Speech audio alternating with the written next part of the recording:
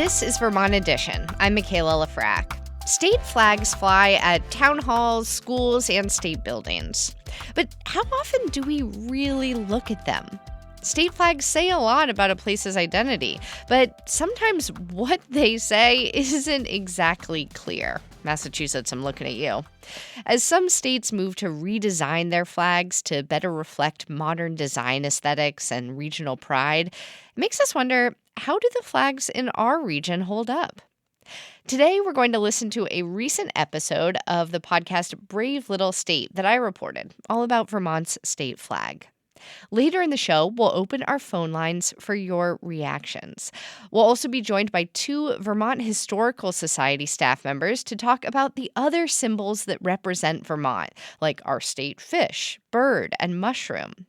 If you have thoughts about the flag or stories about other state symbols, even if it's not from this region, email us at vermontedition@vermontpublic.org. And again, we'll open our phone lines soon. But first, here is Brave Little State. Picture, if you will, the American flag. There it is, waving in the wind. There's the red and the white stripes and the blue square with the white stars. Now picture the flag of Vermont. It's a bit tougher to conjure, right? If you don't know what it looks like, do not feel bad, because you have a lot of company. Recently, I went to a park in Burlington, and I asked some Vermonters what the state flag looks like, and here's what they said. There's probably some kind of bear. I don't know, maybe some kind of bird. Oh, is it fiddleheads? No. Maybe a maple leaf. Maybe a person on the flag. Is it Ethan Allen, that guy? No. Ethan. I don't know. I have zero guesses. I have no idea what is on the flag. I think there's a bee. A bee? Yeah. Okay. Maybe a bear. I don't know. What's on there? Okay, I think there's a flower on there.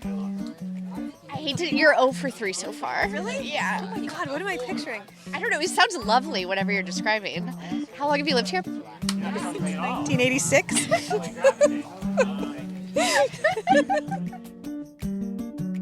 These guesses are all completely wrong, but it's not surprising that these Vermonters are confused. For one, the Green Mountain State's flag is blue. And in the middle is the coat of arms, which is based on the state seal. It has a bunch of teeny tiny little pictures inside. There's the stag's head on top. There's the pine tree in the center. This is Brian Sewell, our question asker. He knows the Vermont flag pretty well because he works for the state government, so he sees it a lot, like flying outside the State House in Montpelier. And then there's a cow and some sheaves of wheat and the mountains. And so it's a whole collection of Vermonty things. And I'm genuinely asking, I'm not pretending to not know. Is there a slogan on it? Freedom and unity? Yeah, there you go. Yeah. Is that on? By the way, Brian and I are actually friends. I've been to his house in Burlington a number of times, and the guy really likes flags. He does this thing where he flies 2 flags on his flagpole instead of just one. Recently, when I was there, he was flying the flag for the University of Vermont, his alma mater, and a red flag with a pine tree on it, the unofficial flag of New England. Full disclosure, I did grow up in Lexington, Massachusetts. I think growing up in Lexington, it's hard not to catch a little bit of history fever, and so I wanted to have those out. Note that Brian is not flying the Vermont flag. He's not its biggest fan. I feel like Vermont deserves something that stands out a little bit more.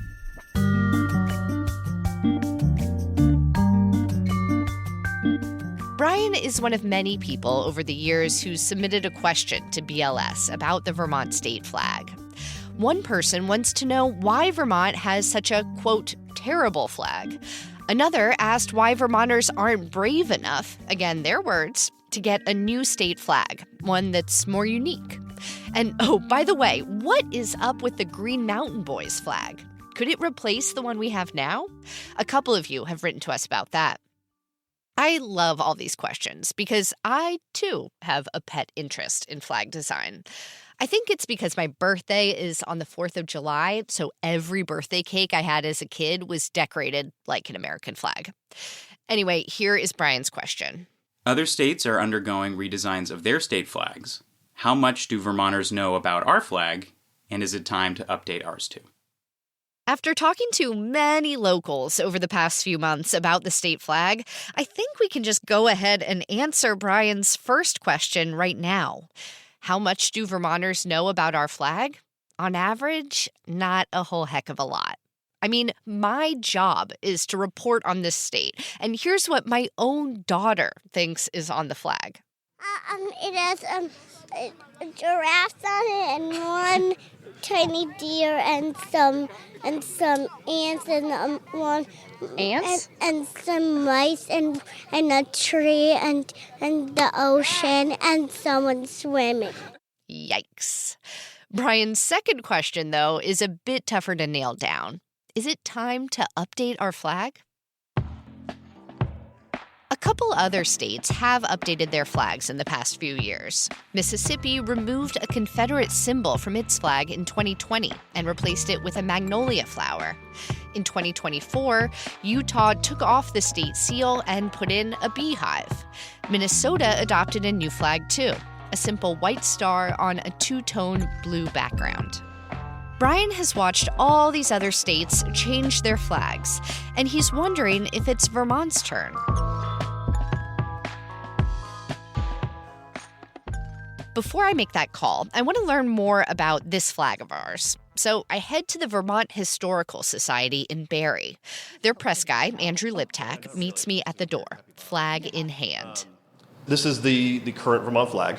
In 2023, it turned 100 years old, so we did a little bit of research into the flag at the time. The cows always look a little bit different depending on which ones you buy. Yeah, it does not look like a cow up close. Yeah, not really. It's like a weird capybara. Yeah. Andrew tells me the blue flag with the coat of arms that we have today is Vermont's third official state flag. The first one was pretty basic. Picture an American flag, but with 17 stars instead of today's 50.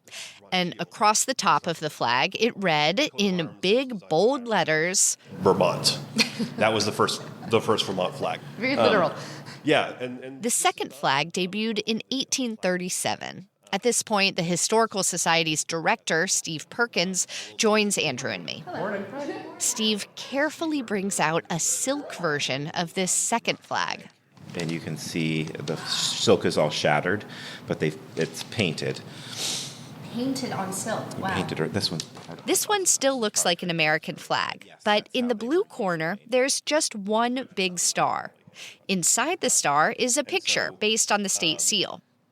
Vermont founding father Ira Allen designed said seal during the Revolutionary War. That second flag stuck around for a while. Then, in 1923, the legislature voted to change it again. Flag number 3 is all blue with the Vermont coat of arms right in the middle. This is the version we know today. I ask Andrew why the change happened, and he says no one really knows.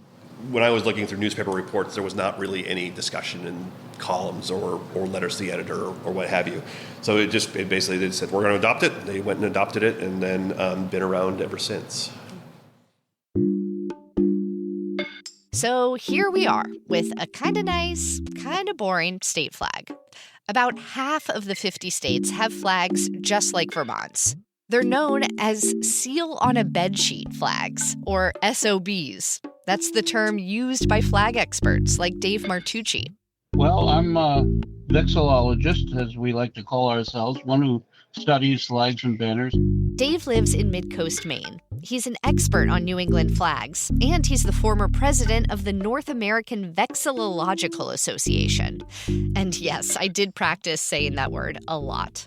My primary interest in the subject is, why do people feel compelled to fly flags? That's the bottom line question in my mind all the time. Dave, do you have a favorite state flag? No, I like them all.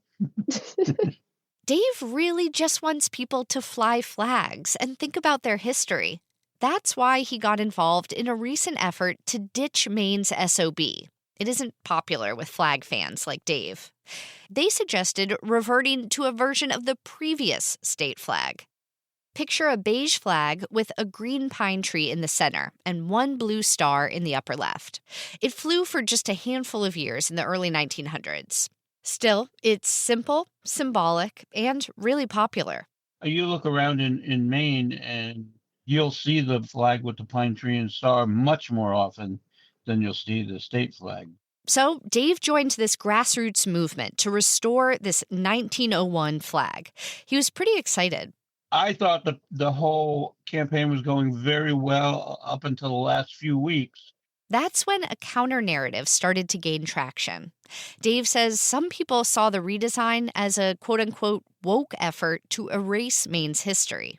And that certainly wasn't the case. We're trying to restore our history, but we did not get a lot of good, favorable publicity during the last couple of weeks of the campaign on that issue. The state held a referendum on Election Day 2024. Voters rejected the new flag 56 to 44%. Do you think he'll try again? As I like to say, this is not the end of the road, it's a bend in the road. And so the answer to that is most likely. What that's going to look like and how and when, I don't know yet, but it's not something that's probably going to happen right away. Dave Martucci's attempts to change the state flag in Maine point to just how hard it can be to pull off that kind of campaign. If your flag isn't blatantly offensive, it's going to be hard to get the general public and state legislators on board with changing it. But it is doable. So, for any Vermonters who want to take a crack at changing our SOB, Dave has some suggestions. For one, start with a blank slate. I mean, that was successful in Utah and Minnesota. Those designs had no bearing on prior history. The North American Vexillological Association actually has a list of 5 key elements to good flag design. 1. Keep it simple so a child can draw it from memory. 2. Use, quote, meaningful symbolism. 3. Don't use more than 3 colors. 4. No letters or seals. And 5. Be distinctive. Don't duplicate other flags. Vermont's current state flag? 1 for 5. We've got meaningful symbols, at least.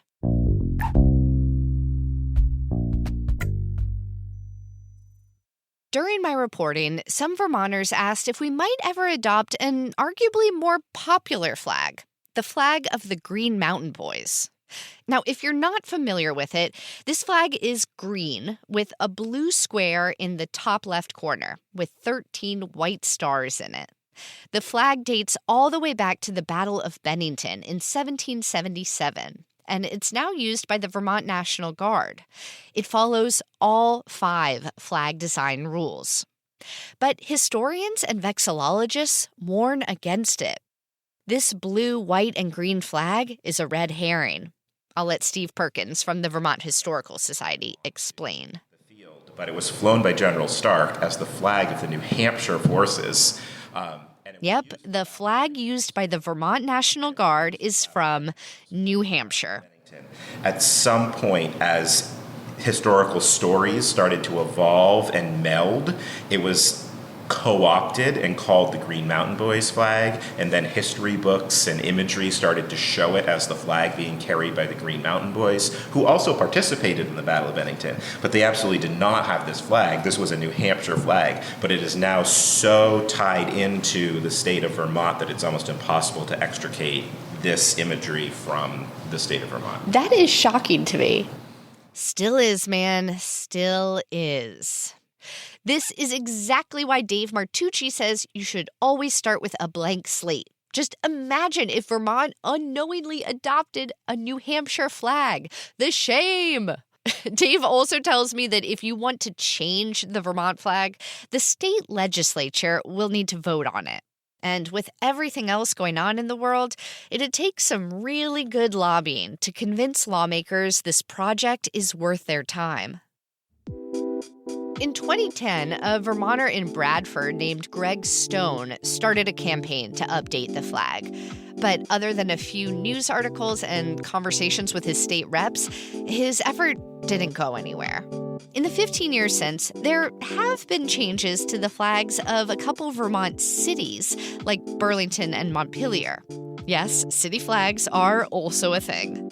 There haven't been any other significant attempts to change the Vermont state flag. But if one crops up in the future, well, I bet our question asker, Brian Sewell, will have something to do with it. I stopped by his house again recently. This time, he was only flying one flag, but it was a combination pride flag and New England flag. He told me his wife thought flying two flags was a little much, so he went out and bought this, a 2-for-1. I think I had put it up, and like a day later, I was mowing the lawn, and a neighbor came by and was like, "That's a great flag. That's so cool. Thanks." And I was just like, "Yes, this is why we do it." I shouldn't have been surprised to learn that Brian has an idea for a new Vermont state flag. His vision goes like this. On the left side of the flag is a blue vertical bar. It takes up about a third of the flag. The rest is green. And between the two blocks of color stands a gold pine tree, the tree from the state seal. So blue for the lake, green for the Green Mountains, and then a gold pine tree to kind of bring it all together. From what I've seen, that would be pretty unique and set us apart. Ultimately, Brian wants a flag that feels more like Vermont. We punch above our weight. There are so many things that make Vermont amazing. To have a flag that's kind of meh, it just didn't feel like it was living up to what Vermont's all about. And so I thought, yeah, it'd be really cool if like there was an option, or if there were things in the works to design a new state flag. And I think it's worth a shot.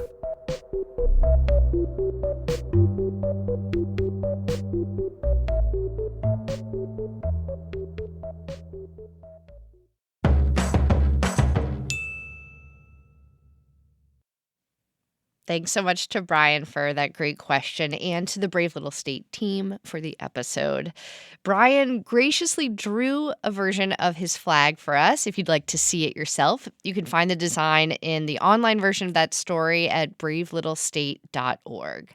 And while you're there, if you're feeling brave yourself, we would love for you to design your own state flag. We made a template that's up on the website, and you can print it out and fill in the blanks with your own flag ideas. The Brave Little State team has been sharing out some of those ideas on their Instagram feed, and I got to tell you, they're so good. You got to check them out. What do you think of Vermont's state flag? Or what symbols of the Green Mountain State do you think should be on a new version of it? Our phone lines are now open, and you can call in at 800-639-2211. Coming up, we're going to learn about other state symbols with the Vermont Historical Society, and we'll take your calls. This is Vermont Edition. Stay with us. Thanks for listening to Vermont Edition, where support comes from Wendell's Furniture, home of wendellsdeals.com, offering furniture designed for a range of budgets, in stock and ready for summer. wendellsdeals.com.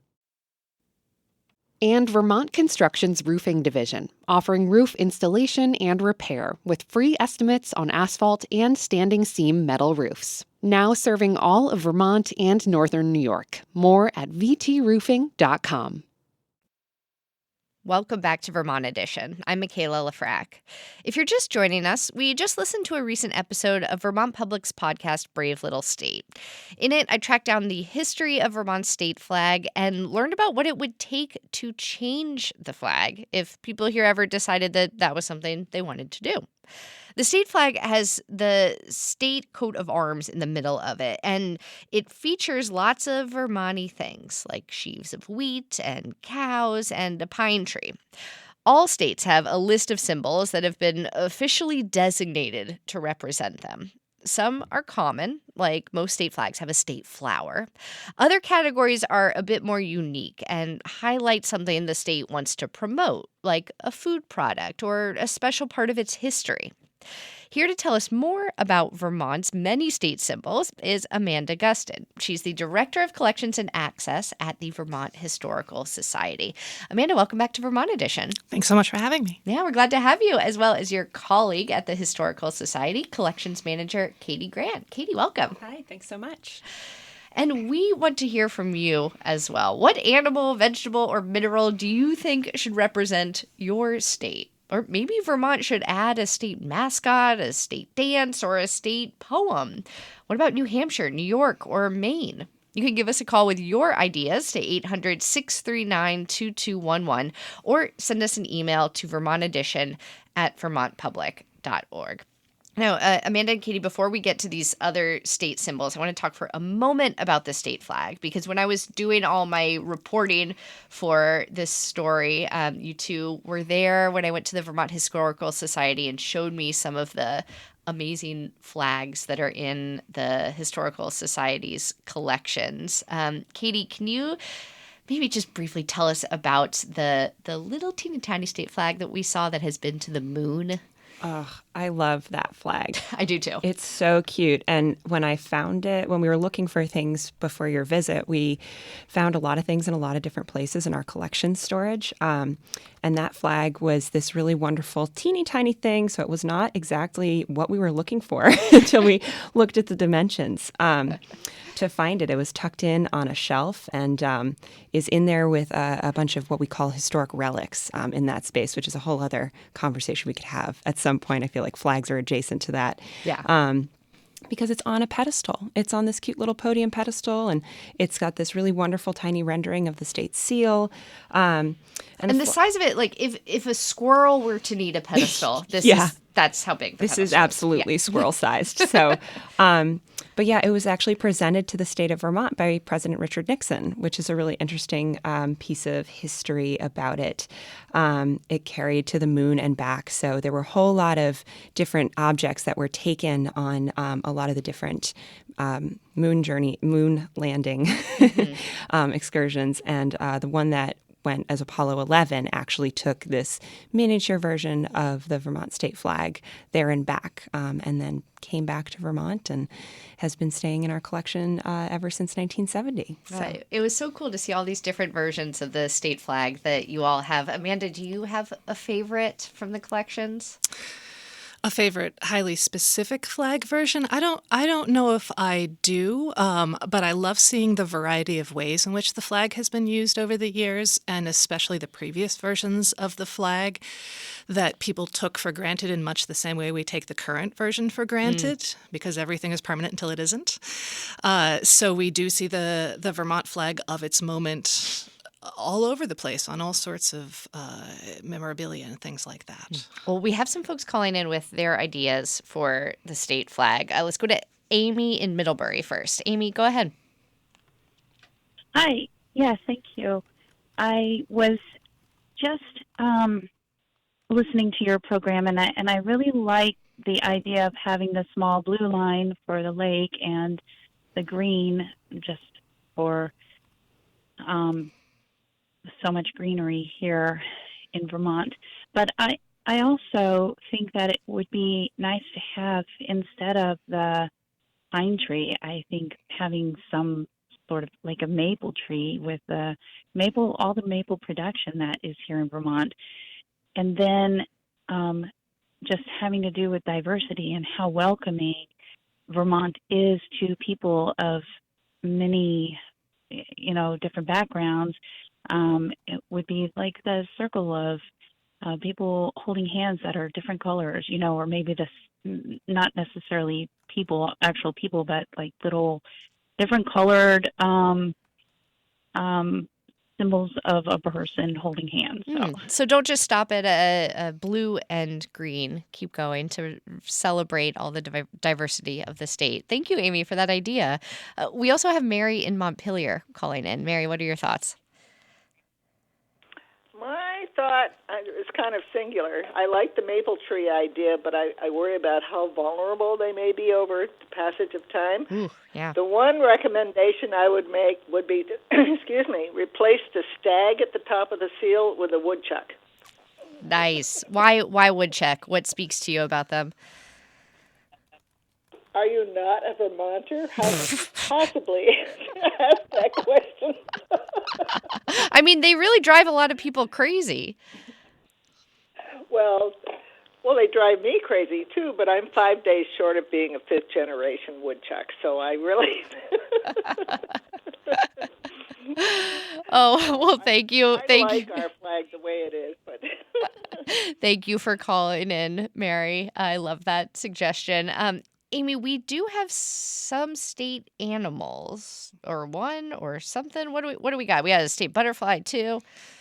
Well, to it us about depends on fauna. it depends on how broadly we're interpreting the word animal, right? Critter. Because the official state symbols, and I should momentarily draw a distinction between official state symbols that are adopted by the legislature, Okay. and then symbols that people think of when they think of Vermont. Mm-hmm. Vermont symbols, more generally speaking. That second of which is a much larger category that we could talk about endlessly. With the woodchuck right at the top of the list. Yeah, Yes. among other things, yes.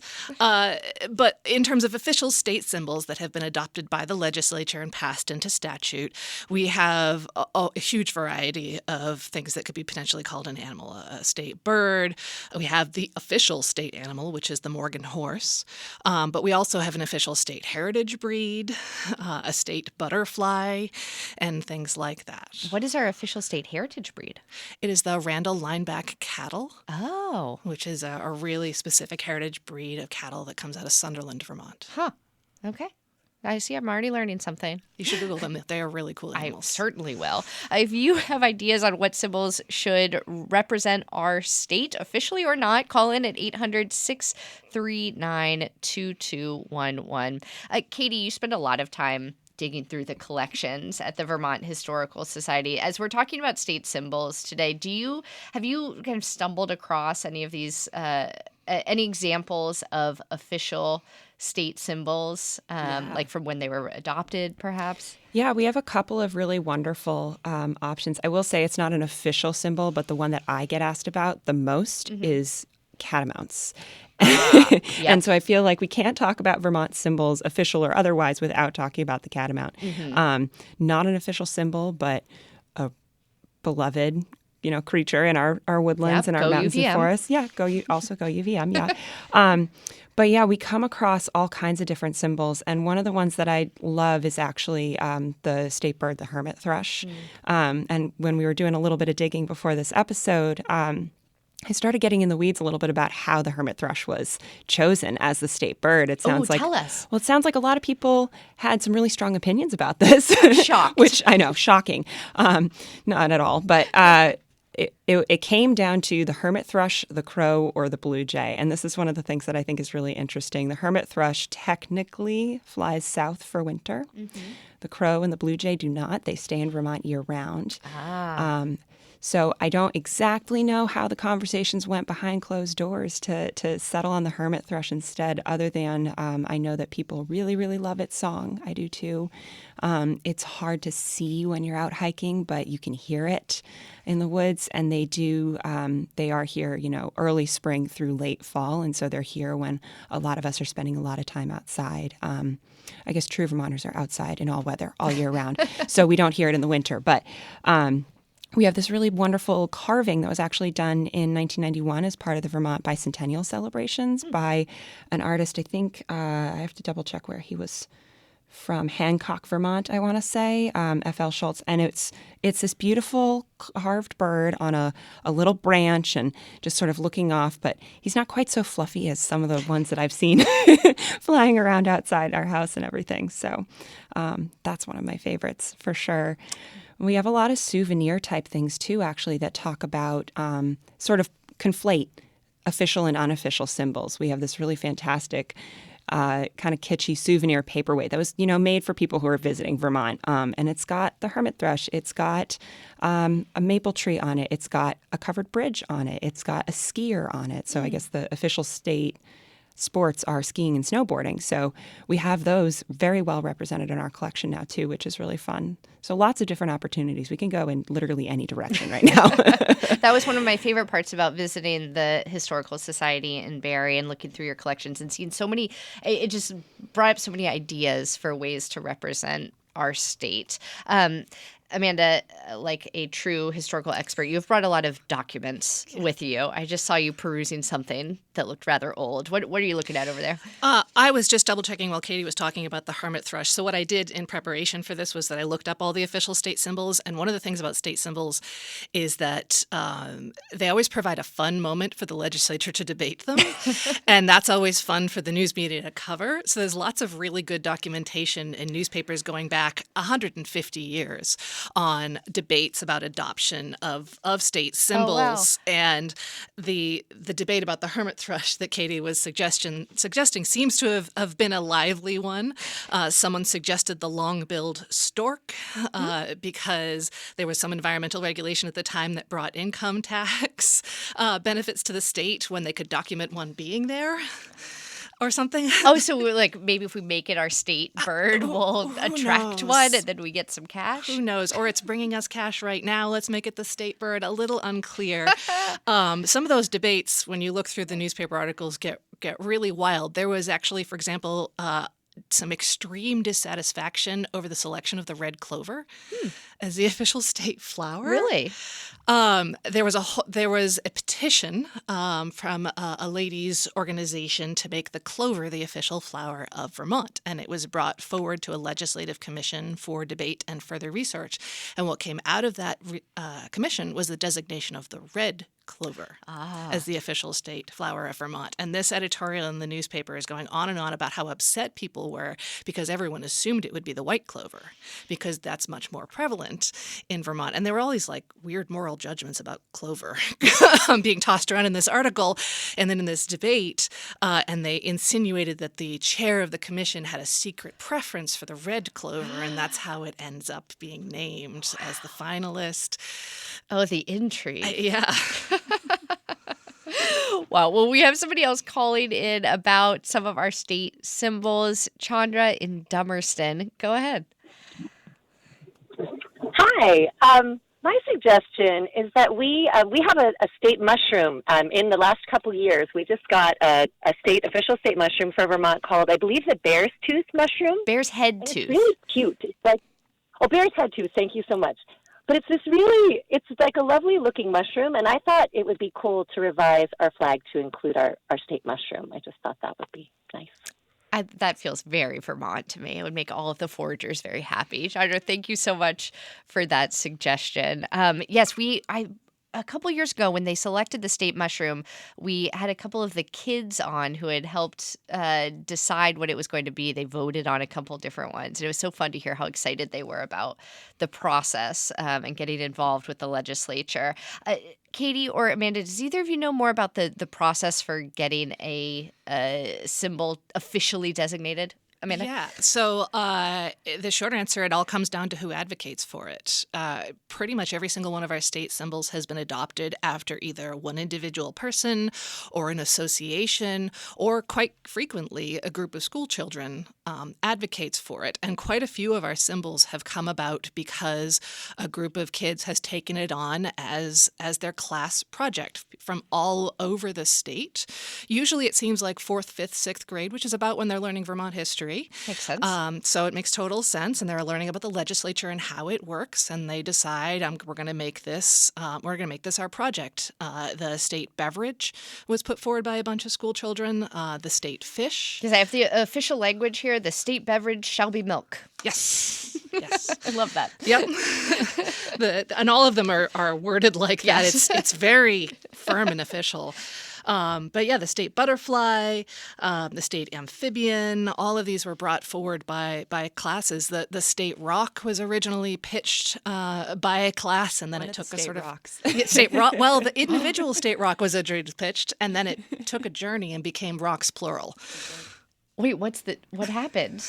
So the group is from Mount Anthony Union High School pitched marble. Right, because it's from the marble-producing region of Vermont. And they brought that up, and it made it to the legislature, and then everyone started to go, wait a minute, what about the other quarried rocks in Vermont? The Berry Granite Association, for example, lobbied that it should either be granite or it should be dimensionally quarried stone, which would include marble. And then someone added in slate, which is the other major... Can't forget slate. Right, quarried stone here in Vermont. And at the end of it, someone said, it feels a little ridiculous to do 3 rocks. And someone said, well, Massachusetts has 4, and then they went ahead with 3. Massachusetts. We can never keep up. We're not as bad as Massachusetts. We have only 3 state rocks instead of 4. That seemed to settle the debate. If you are from a state neighboring Vermont, maybe New York or New Hampshire or Massachusetts, and there is a state symbol that you love from your state you want to tell us about, give us a call at 800-639-2211. We're going to take a short break, but we'll keep talking state flag and state symbols when we come back. Stay with us. Welcome back to Vermont Edition. I'm Michaela Lafrac. This hour, we are discussing the official symbols that represent Vermont, from the well-known, like the state tree, maple, to the more obscure, like the state terrestrial fossil, the Mount Holly mammoth tooth and tusk, of course. Our guests are both from the Vermont Historical Society, Amanda Gustin, the Director of Collections and Access, and Collections Manager Katie Grant. What would you nominate to be a symbol of the state? Call in and tell us at 800-639-2211. You can also email Vermont Edition at vermontpublic.org. Now, right before the break, we were talking about the state rocks, plural. And Katie, you dug up some really good rock puns from the time of the debate about this. Those of you who know me, I love a bad pun, just a bad pun. The lower hanging fruit, the better. And one of the articles that actually Amanda had found was from the Bennington Banner in 1992.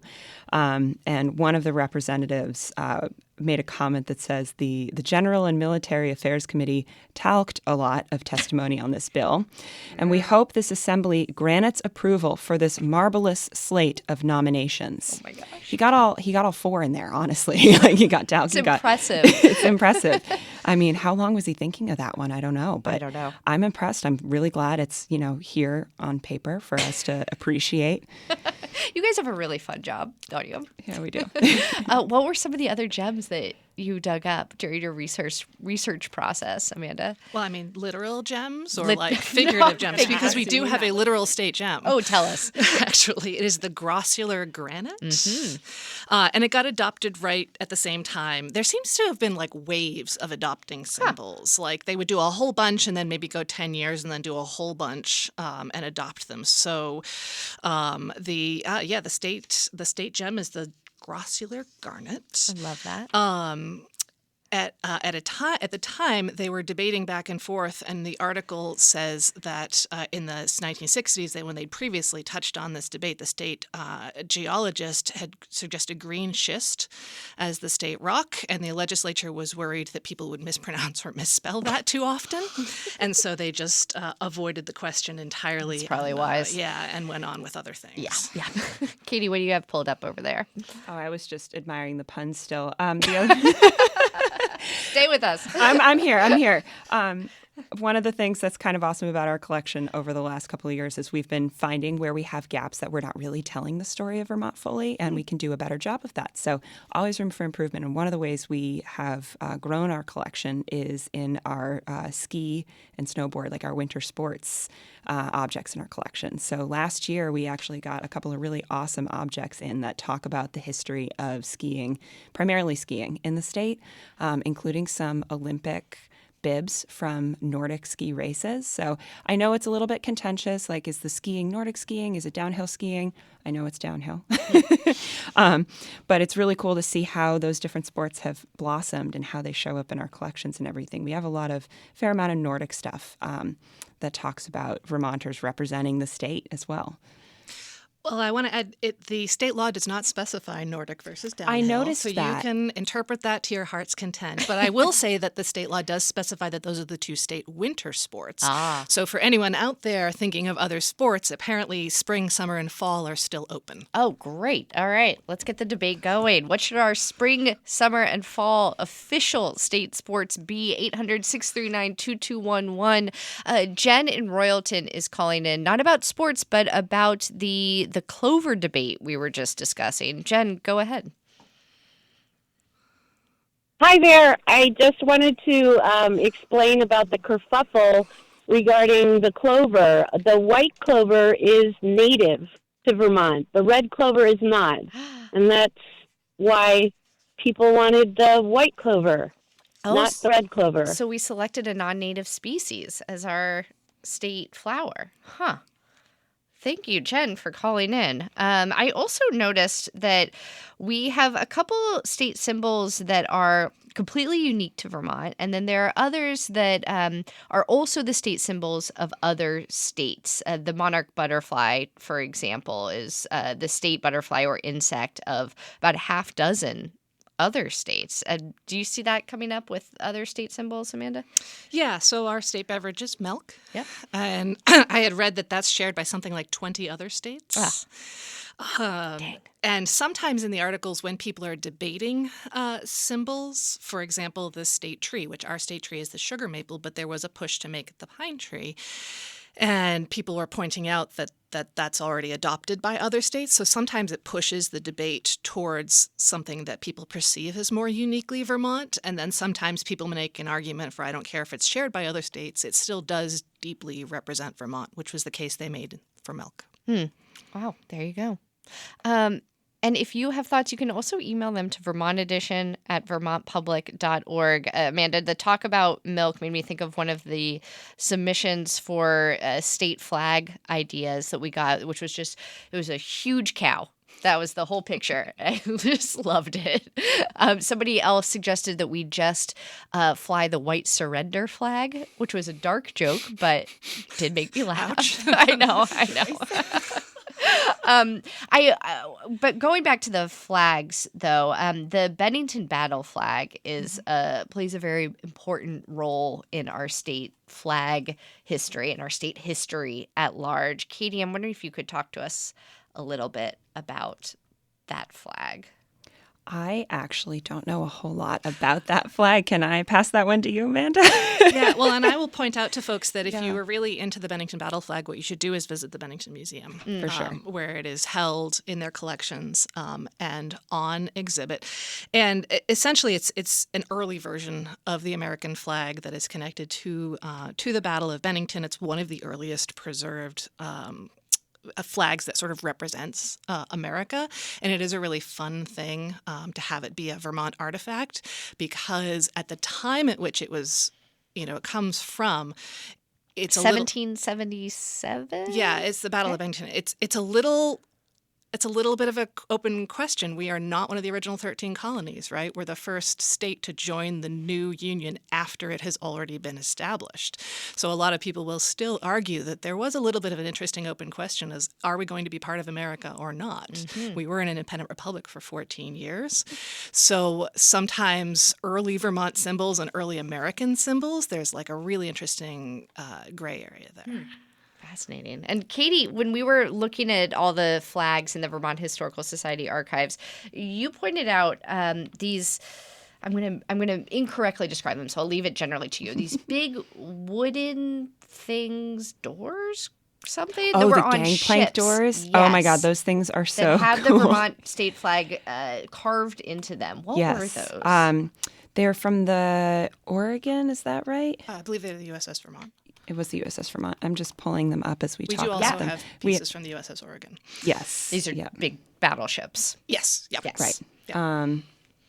So we have, I think they're from the USS Oregon, actually. We have a really long tradition of Vermonters serving not just in the military, but in the Navy, which seems very odd for what we are now as like a landlocked state. But we do have this really wonderful history. And with that history, when Vermonters come back from serving, they'll sometimes bring things with them. And we actually have a couple different sets of these doors that were over sort of the gangway entrance from a deck down in below a vessel. And on earlier ships, 19th century ships, where things are still very much made of wood, you have these gorgeous, intricate, very, very heavy, solid carved wooden doors. And we have a set that has, I think, an almost complete rendering of the Vermont State Seal on them in our collection storage. And it's one of those things, I mean, these doors are almost 6 feet tall. Yeah, what are you going to do with those doors? Yeah, I mean, we've talked about a couple of different ways we might be able to exhibit them in some of our galleries and everything. And I'm still hoping that we can get them out there sooner rather than later in a physical way. But they're currently safe in our one of our storage areas because they're just such a wonderful thing. So. Yeah, well, I would add that it's not uncommon sometimes when Vermonters serve in the military and overseas, whatever branch of service it is, for them to bring their symbols with them. You know, you talked in the Brave Little State episode about the Green Mountain Boys flag. It's the current flag of the Vermont National Guard, for example. So it's serving abroad. So the USS Vermont, which is a battleship named after Vermont, as all in that class were named after states. Often these ships will carry Vermont symbols. So like the official china for the USS Vermont has Vermont symbols on it. And I'm thinking in particular of the seal of the USS Montpelier, which is a nuclear attack sub, which is amazing. It's like a catamount riding the submarine. Wow. It's That's really a flag. It's really cool. So Nice. Vermont symbols go beyond the state. I'm going to need a photo of that. That sounds incredible. All right, we have time for each of you to highlight maybe one more state symbol that you were excited to learn about in your work. Katie, we'll start with you. Yeah, I am a big fan of honey. So I was really excited to get to dig in a little bit into our state insect and look and see what we had in our collection with that. And I know beekeeping is still a really important part of living in Vermont. A lot of Vermonters have bees or helped care for bees, create pollinator habitats, which I think are some of the most beautiful gardens I've ever seen. Yeah. And we have multiple bee boxes in our collection, which is great. It's a different way for caring for them. Some of them are really, we have one that's very small, and it seems like it was used to help sort of transport the queen between different hives when necessary. And it's got a couple of different little doors and drawers and things to be able to bring the bees along safely. I just think it's really great. We have a state insect, and that it's the honeybee of all things, which again was put forward by, I think it was a whole class, third and fourth graders at Barnard Elementary School in Woodstock put that forward. So I'm a fan of that one. Nice. Cheers to the honeybee. Yeah. And Amanda? I mean, this feels kind of like a gimme. I'm a horse person. So the state animal being the Morgan horse, I just love that. That there is a true Vermont. Before it was commonly known as the Morgan horse breed, it was sometimes called the Vermont horse in other places. So the Morgan horse has symbolized Vermont for 200 years or so now, and its history is so deeply intertwined. The mythology of it is so deeply intertwined with the stories Vermont tells about itself that I find that endlessly fascinating. Have you ridden a Morgan horse? I have. As a horse girl? Yes, I have. Yep. And lastly, there's a new exhibit at the Vermont Historical Museum in Montpelier called Illustrating History. Amanda, can you tell us a bit about it? Yeah, so that's an exhibit we put together. We're gearing up and thinking about the 250th anniversaries that are coming over the next couple of years. And so what we did was we looked back. Illustrations are artwork that is produced on commission commercially for reproduction. And so we looked back at illustrations in our collections and how they reinforced images of Vermont, how they told stories that were sort of retread again and again about Vermont, even over hundreds of years. And we reproduced them for people to look at and reflect on and think about. And that exhibit is open through next summer, is that right? It will be open through next June, and then we'll rotate again for next July. Katie, did you also help with this? Yeah, exhibit? I helped with the sort of installation portion of things, a little bit of the copy editing towards the end of labels and such. And we have a great internship program, actually. And so we had a summer fellow who was here who was able to help, too. It was her first time doing work in collections, and she got to help with start to finish installing a new exhibit, which was really fun to be able to sort of mentor her through that too. And again, Illustrating History is at the Vermont Historical Museum, which is in Montpelier. Well, that is all the time we have for today, though I wish we could keep talking state symbols. These stories are very fun. Amanda Gustin is the Director of Collections and Access at the Vermont Historical Society. Amanda, thank you so much. Thank you. And Katie Grant is the Collections Manager there. Katie, thank you. Sure thing. All right, the Brave Little State that you heard earlier this hour was reported by me with editing and production from the BLS team. That's Sabine Pooks, Burgess Brown, and Josh Crane. Angela Evansy is their executive producer, and Lucia McCallum is their intern. Their theme music is by Ty Gibbons, and other music in that episode is by Blue Dot Sessions. And again, you can see the flag form that you could print out so you could design your own state flag on the BLS website. website. That's bravelittlestate.org. And be sure to check out their Instagram feed to see some of the ideas that people have submitted so far. They are really a joy. They'll bring a smile to your face. Today's Vermont edition was directed by Aaliyah Papes. John Ahrens is our managing producer. Andrea Lorien and Daniela Fierro are our producers. Our intern is Callie Canuxerl, and today's call screener was Rick Barrett. Our theme music is by Myra Flynn. I'm Michaela Lafrac. Thank you so much for listening, and we'll catch up again soon.